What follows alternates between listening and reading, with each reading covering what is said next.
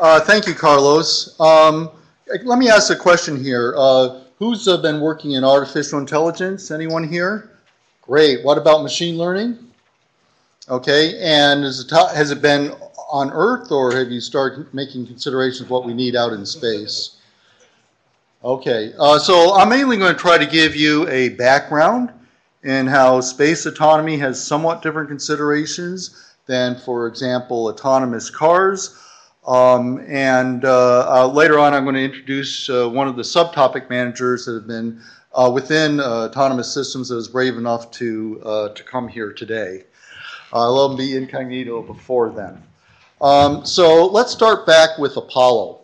And Apollo had a ground-centered concept of operations which served us very well.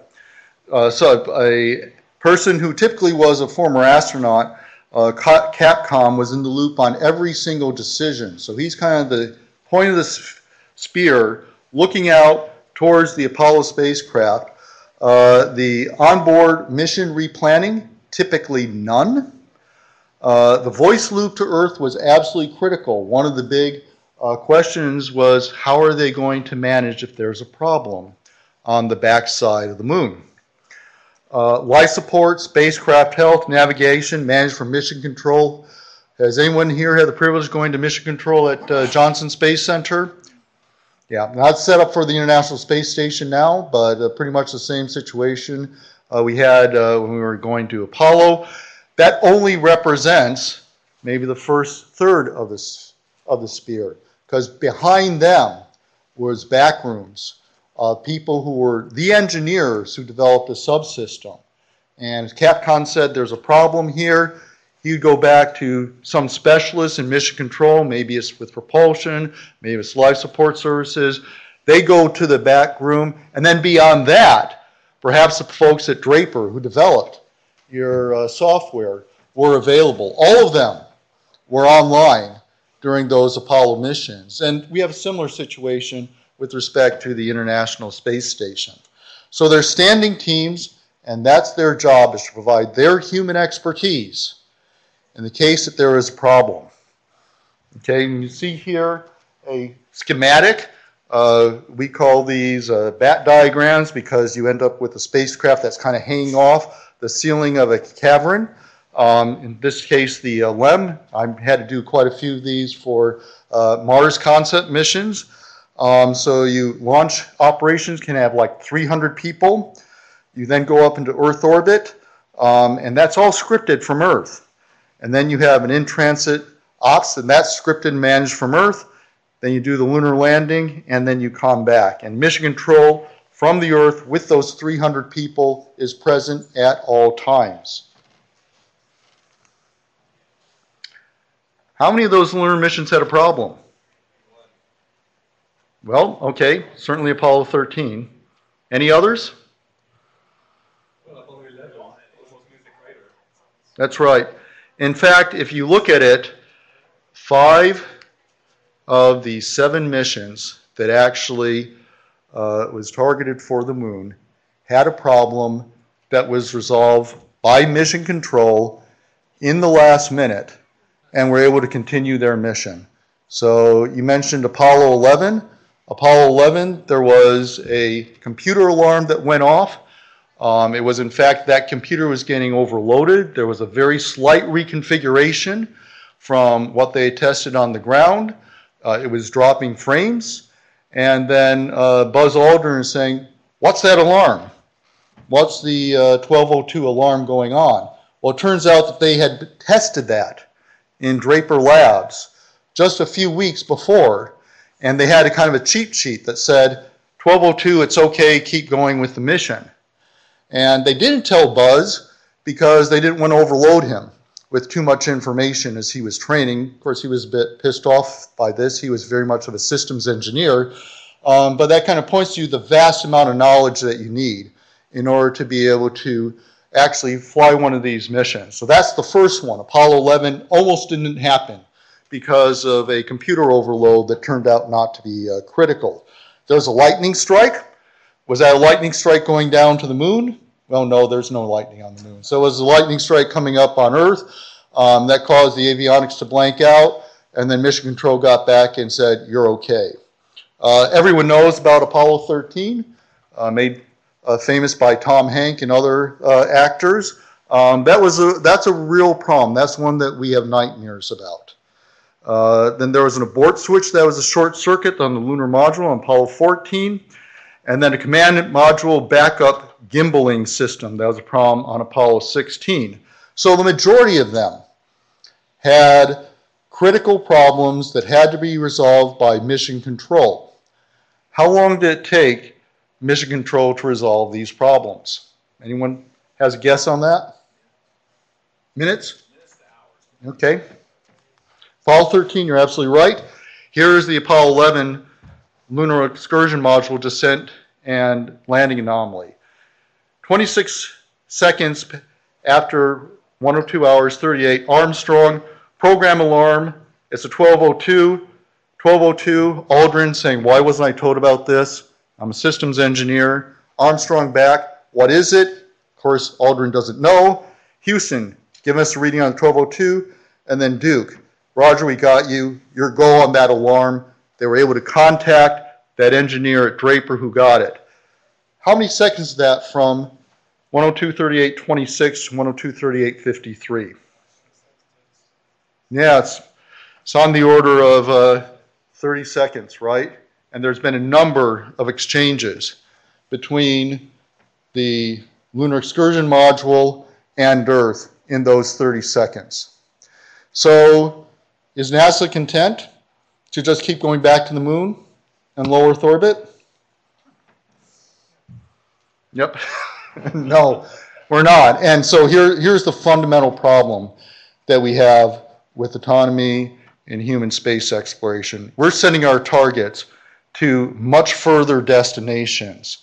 And as we do that, we're going to have new ways of doing mission control. And if you will, some of that mission control is going to have to migrate from Houston, the back rooms of Houston, and then all the subcontractors who are out there working on that mission, and they have to get up to a much closer location, probably proximal location with the astronauts. And what if there's a communication failure? Who's seen The Martian? Yeah, well, integral to that is that you got an accident and your communication system goes out. Now you're really sunk. Okay, so let's look at some of these space, time, and distance communication delays. 1.3 seconds one way to the moon. Near-Earth object, and NASA's considered number of near-Earth objects, which is about 2 to 9 million miles out, 10 to 50 seconds. And as you get out towards Mars, depends on whether you're in conjunctive or opposition with it. You see those two diagrams there, the lower one. You're conjunctive, so you're on the same side of the sun. You're more towards 5 minutes one way, but what happens to that 30 seconds where we saw 4 round-trip communications between Mission Control and Aldrin and Neil Armstrong? Well, that gets expanded out. You're no longer 1.3 seconds, you're imposing a 10-minute delay for each of those things as you're trying to diagnose this. That's one of the reasons why for the Mars Science Laboratory that it was completely autonomous, and they had a very complicated system to be able to get down to the Martian surface, something approximately the size of a VW bus, and involved deploying a parachute, and then flying your retro rockers, and finally winching down the final assembly and then flying away to make sure you didn't fall on top of the spacecraft that had landed. Very complicated, and kudos to JPL, they actually pulled it off. They did not have time to communicate back to Earth with that. So it was pray and hope from the time that it went from Mars orbit all the way down, and they succeeded. Now you have to do that with people, and you might have to do that without having communication equipment if you have some sort of communication failure. So in that way, NASA's autonomy problem is distinct from other people's autonomy problem. It's kind of baked into the missions that we aspire to going in the future, having the capability of on board having sufficient expertise. Now, if you look at some of the very earliest mission concepts for exploring Mars, Wernher von Braun wrote in Collier magazine back in the 1950s his concepts of being able to actually do Mars exploration. And so he hypothesized that we would have three spacecraft, so you get a little bit of redundancy there, and 70 people per spacecraft. I mean, it's not like he was trying to actually plan an invasion of Mars in case there was hostile forces there. But what those 70 people were doing was providing all this expertise that we have on mission control side. Now, that's not feasible.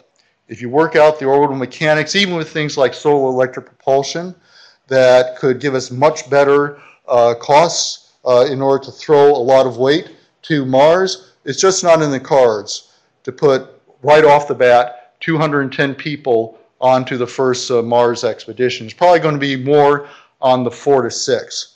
So what are we going to do with the capabilities of those additional 300 people that is needed to do it for the 18 minutes round trip time, which is 36, sometimes you can go up to 42, and sometimes as you look in the middle one there, which is the opposition, you're trying to communicate through the center of the sun. Not going to happen real easily. Perhaps we can have trailing and leading satellites for communication orbit. But you're starting to get the idea that when you go from the lunar missions to the hoped for Martian missions and even the in-between deep space asteroid missions, we're looking at different concepts of operations, we're looking at different protocols, and we're looking at putting the capabilities of human beings that right now are easily accessible for a lunar mission into something with much more time delay, and something has to get on board. There's another problem. So Apollo 13, which you mentioned, what it did was just before the oxygen tank exploded, there was a shift from a free return trajectory, which means that if you just keep going, you're going to go around the moon and come back to Earth. They shifted it to one that was going to take them to a position where they could land. So very shortly after that explosion happened, they did the calculations, and then they did a burn in order to be able to get back onto a free return trajectory, which was 4 days. Now, what happens if you try to go out to a near-Earth asteroid? And a free return trajectory is where you go out and you use the gravitation of the destination in order to slingshot back to Earth. Well, there's not enough gravity on a near-Earth asteroid, or even a deep space asteroid, to do that return. Now, if you do that for Mars, you go from 4 days to a year or 2 years, depending on where you were in orbit.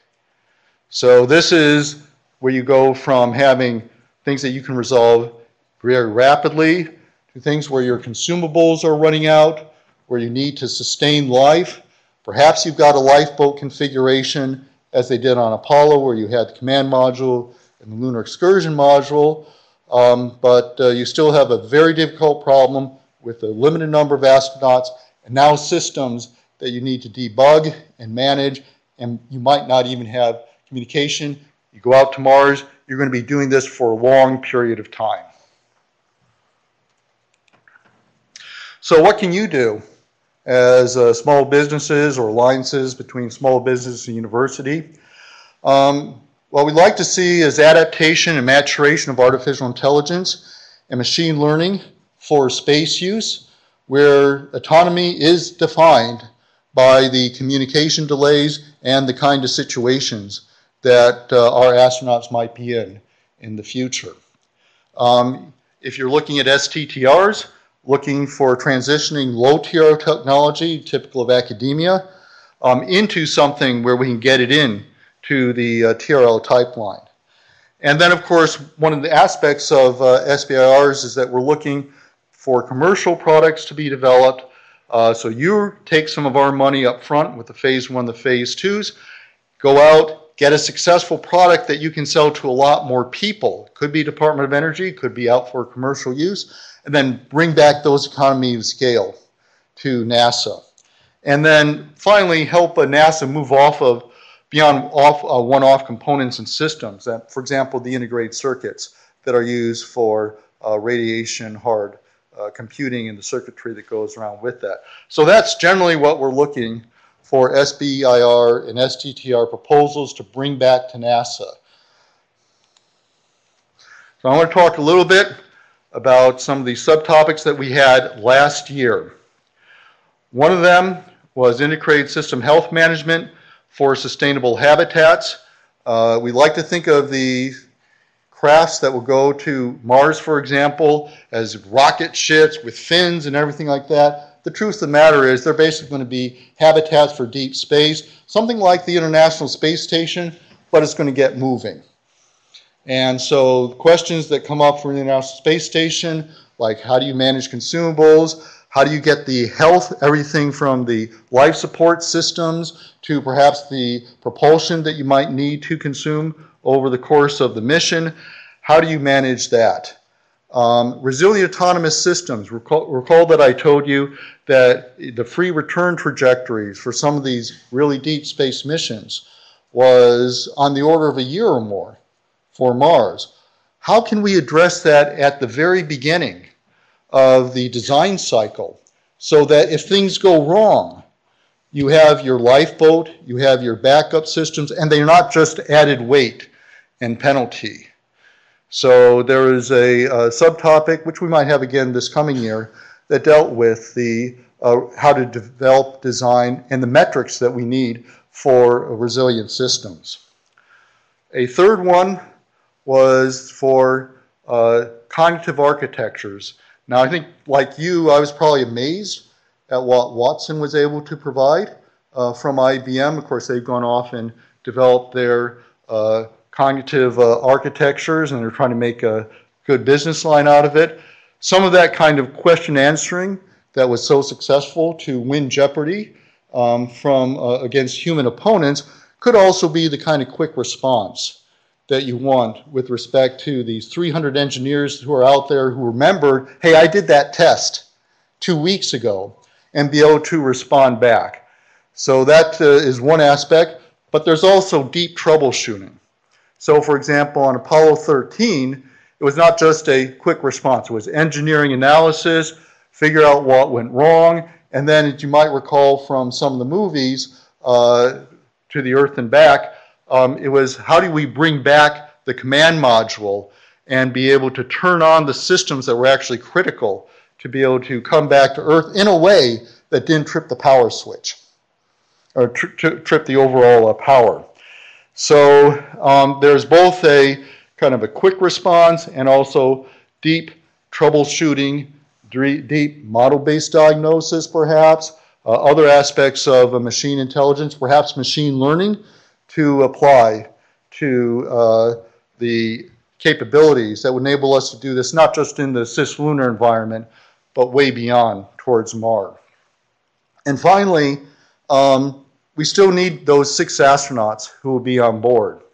And how can we amplify their cognitive capabilities? How can we, for example, provide them the troubleshooting knowledge? So if they're perhaps looking at a system, perhaps a life support system, be able to put onto a visor, that is the valve that we think might be wrong. Please look at it more carefully. And then here's a set of steps that you're going to take as you go through the troubleshooting procedures. So that augmented reality is not so much for dealing with long space expeditions boredom. It's more to provide an augmentation for the cognitive capabilities of astronauts by augmenting their perceptual field. We usually think about that in terms of vision. That's actually most of the proposals we get back. But we also identified other modalities. In fact, some of the research might be coming up from universities. We find that in this case, a voice or a signal or maybe even hepatic coming back on your gloves is the right way to communicate with the human beings and expand the physical reality with augmented reality. I told you I would reveal one of our subtopic managers. So Rodney Martin, who's back there, please raise your hand. He's the subtopic manager for integrated system health management for sustainable habitats. And as I indicated, sustainable habitats might not be just on the surface of a planet or the moon. It could actually be the vehicle that takes us to Mars. I would also point out that there has been some experimentation that derives from Ames. One of the buildings we have here are extremely green and is doing computer processing for the consumables, managing energy, managing heat, etc., that might be a laboratory for people to do experimentation with, addressing the question, how do you get from what you do on Earth to the International Space Station in order to validate your technology. I'm going to tell you about some other subtopics. This, I believe, is from the STMD. We have intelligent sensor systems, recognizing that as we increase the capabilities and what we're trying to sense, that we have to build in more smarts on the sensors. There's another one that's related, T3.02. Once again, these are from last year. They might be repeated, though no promises for this year, is electrical power systems. That's very important. The protocols, for example, on the International Space Station, in order to offload a overcurrent can be extremely complicated. And this is another area of technology that we need. And then, of course, once again, machine learning. And how can we apply that? So we already talked a little bit about some of the difficulties with respect to the computational load for some machine learning algorithms. Like deep learning, it takes a huge amount of computation. Others, like reinforcement learning, might be more adaptable to use in space, or there are strategies to mix what's done on the ground and what's done in situ. Okay, so as with everyone else here, I'm going to direct your attention to the roadmaps that were developed by NASA. Here are some of the ones that are relevant to you. One is robotics and autonomous systems. There's a wealth of information in there guiding you with respect to NASA's long-term needs. TA7, human exploration destination systems, and then TA8 and TA11. TA11 encompasses a range of modeling, simulation, information technology, and processing capabilities. These all will probably be updated, but I would suggest starting off and look at that URL in order to be able to at least get a little bit better background with respect to what NASA's needs are. And with that, I will conclude my talk, and I'm just slightly over time. And then we can take questions. 20 minutes of questions. Okay, thank you. We've had a few questions already from the line that was for you just to ask you during the break. So we're going to start with those. I think there was a gentleman over there, and there was one more person. You? Okay, perfect. So we have two questions already. Anybody else? Please just raise your hand, and we're gonna make our way to you. Do you want to ask your question? Sure. Okay. Well, this is kind of leftover question from last session. Mm-hmm. It's about the. It's not related to our current session, but it's about the radiation resilient electronics you just talked about in the new subtopics. Okay. So I was wondering what kind of phase 1 testing or verification support NASA could give us, because those microgravity or high radiation source kind of related testing are sometimes very expensive, and so for small companies, they're hard to get without limited funding source. Right. So I don't want to get into a lot of specifics on that. You are correct. You might need a particle accelerator to test those on the ground. In fact, if you go to the Johnson Space Center, right behind Building 12, there is a huge particle accelerator, especially for this purpose. And I have been chased out of meetings with my JSC colleagues more than once in order to be able to, there are tests going on. And I had the choice of being irradiated or to move, so I chose to move. I will point out, though, that there is reasonable capability. I'm not saying it's great, but reasonable capability to use some of the more detailed semiconductor simulators like SPICE in order to simulate radiation hits. And I think you can even do it at the level of a register transfer level. So you just say, okay, this one blanks out right now. So I recognize that there is doing the verification validation is tough. And I would ask you to be innovative with respect to being able to find software simulations, because frankly on a phase 1 you're probably not going to do a tape out.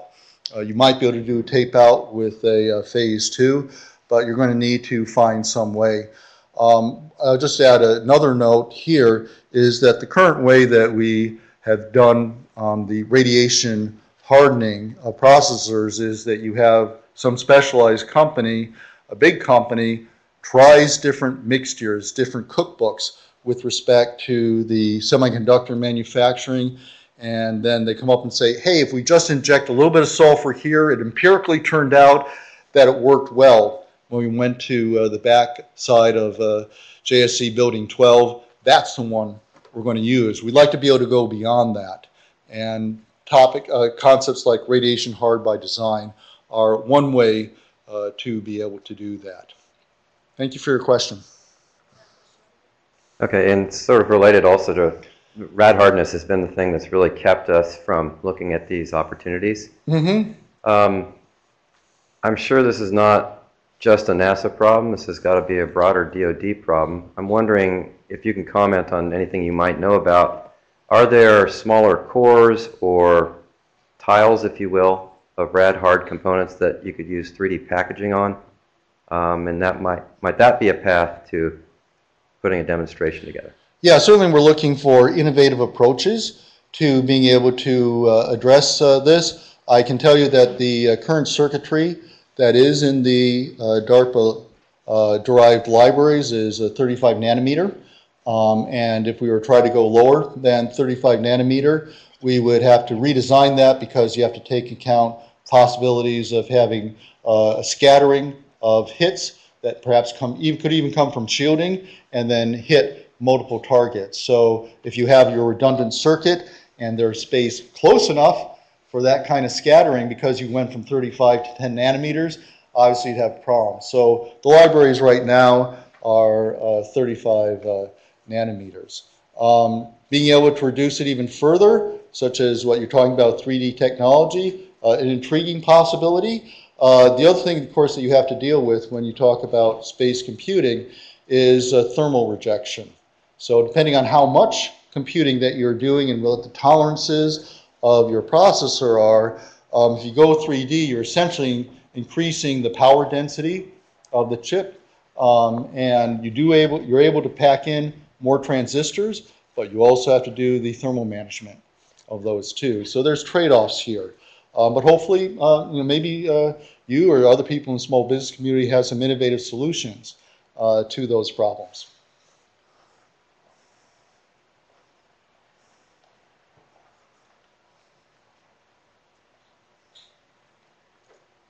We have 15 more minutes. Did we have any questions coming in virtually? Not yet. Okay. Yep. Oh. Could you give us a likely set of performance specs for intelligent autonomous electrical power systems? Right. Including storage specs. Including storage specs.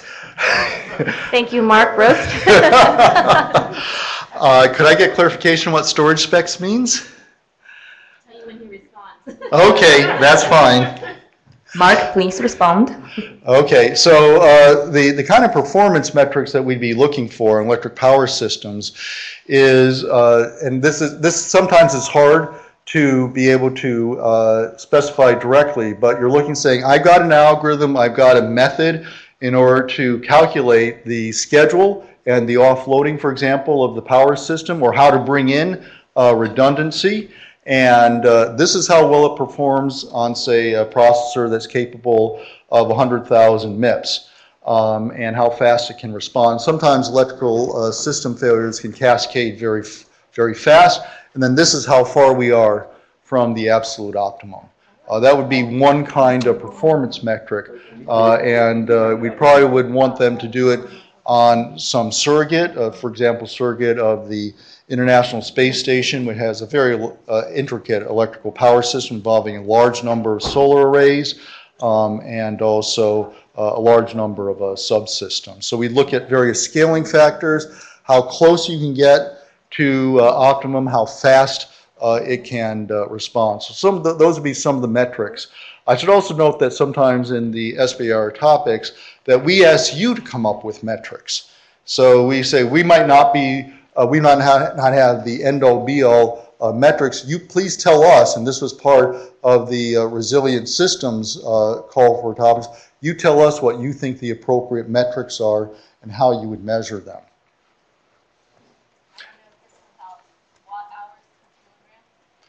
Watt hours per kilogram. Yeah, watt hours per kilogram is a measure of your electrical system density. As Bruce Yost said earlier on, we're looking at, for example, 6U satellites that have various kind of solar panels on them, and they weigh a certain number of kilograms. He mentioned 10 kilograms, and then getting up to something on the order of 100 watts of capability. And should also mention that most of the solar panels for space are considerably better than, for example, my solar panel system, which is at 17% efficiency. So we're typically looking at 30 to 40% efficiency on some of the solar panels used for space. Yes, sir. Wait, before you go on, I'm hearing a lot of power questions. My name's Lee Mason. I'm actually on the agenda tomorrow to talk power. So if you can postpone your questions on power to tomorrow, I am going to talk about metrics and parameters that we're looking for. So if you can hold off those questions for tomorrow, I'd be happy to address them then. Thank you.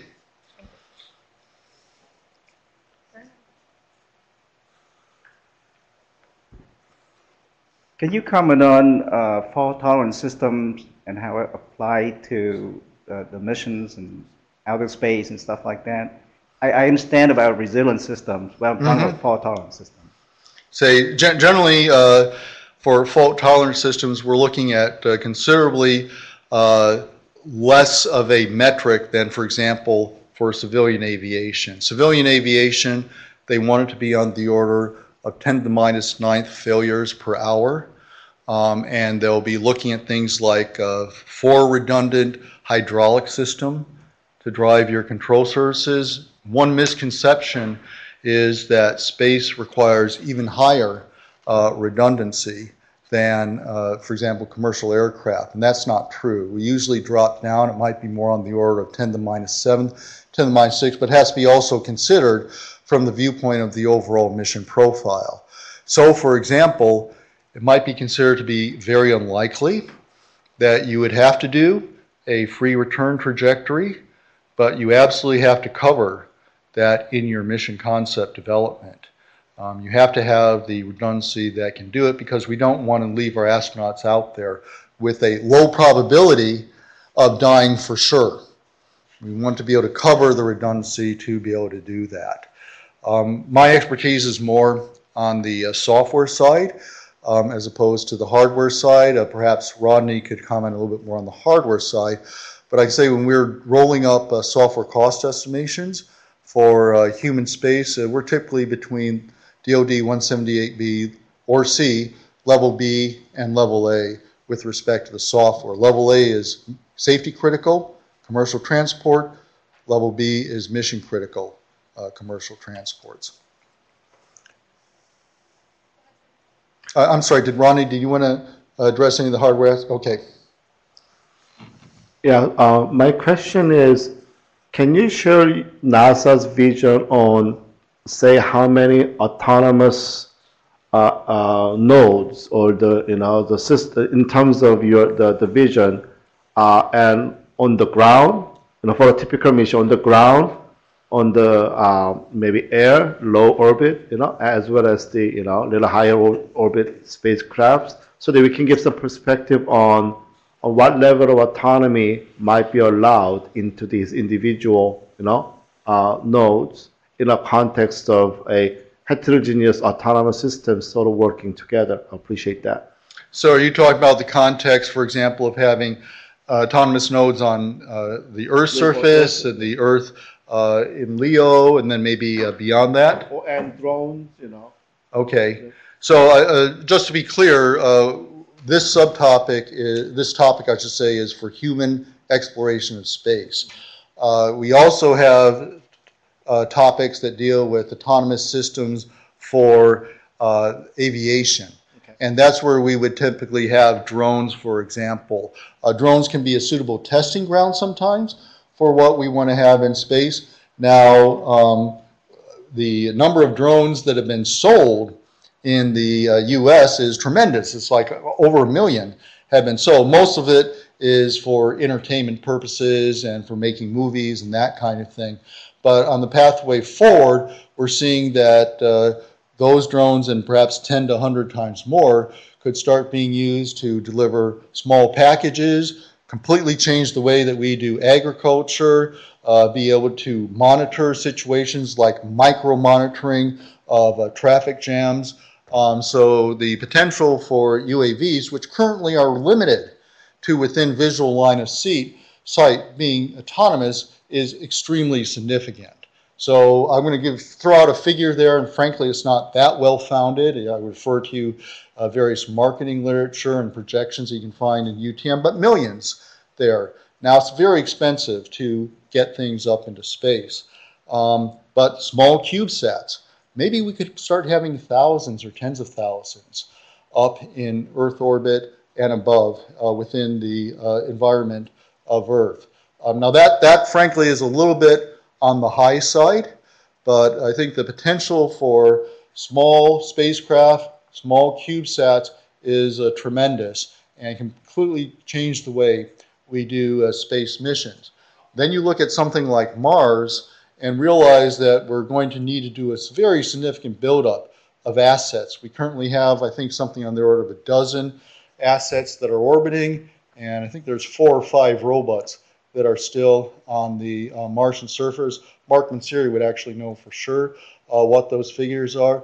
If we can multiply those, if we can meet the challenge of CubeSats in Mars orbit, make sure that they can survive, then we could see, I think, dozens, tens, maybe 100, and really saturate the Martian environment with all the information we need from these autonomous nodes as you're referring to it.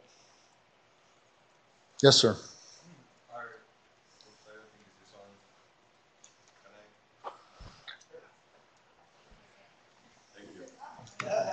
Thank you.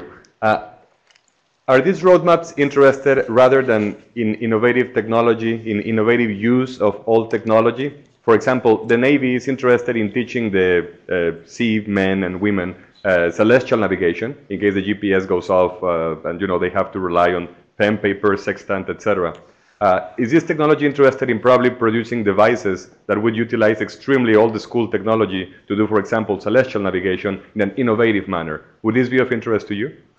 So for me personally, yes, but overall we're looking at innovative technology. Now I think there is a view that methods for using older technologies in new applications, that could be seen as a new method or a new technology, but the main purpose for the SBIR or call for proposals is to look at some of the barriers that we have, not the old methods that are already tried and true, but the barriers that we have, the kinds of new technologies that we might need in order to be able to carry out the space missions in the future.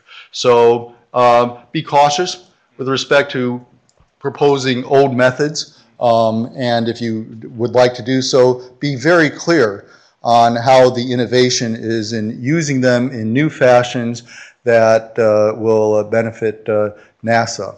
And I think you're also right. There's, some of you might have been proposing to the Navy, the Air Force, DoD, Department of Energy. Certainly, we might be able to bring those technologies into the NASA context too. Done? Yeah, that's it. Thank you. Thank you. Oh, go ahead. Okay. All right, I'm sorry. You get to have it. Okay, it's actually more of a statement than a question, but I do want to point out to everybody that, and I talked about this briefly with one of the other speakers after the last session, that it is great to discuss swarms, large numbers of drones, and large numbers of semi-autonomous or autonomous spacecraft, but remember, now you've created a debris problem.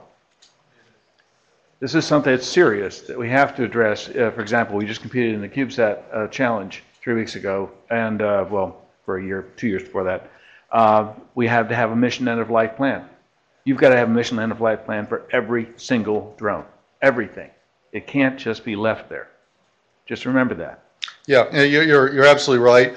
I will point out, though, that there has been some technologies, for example, for those drones, for those small CubeSats that are in low Earth orbit, there's actually a device that you can open up or deploy, and essentially provides a drogue chute, and then just the interaction with the gas that remains in the very, very upper atmosphere will bring that CubeSat down within a couple of weeks, because you do have that surface to weight ratio in your favor. But as soon as you get beyond the last measurements of the Earth's atmosphere, you can't apply that kind of technology. Thank you very much.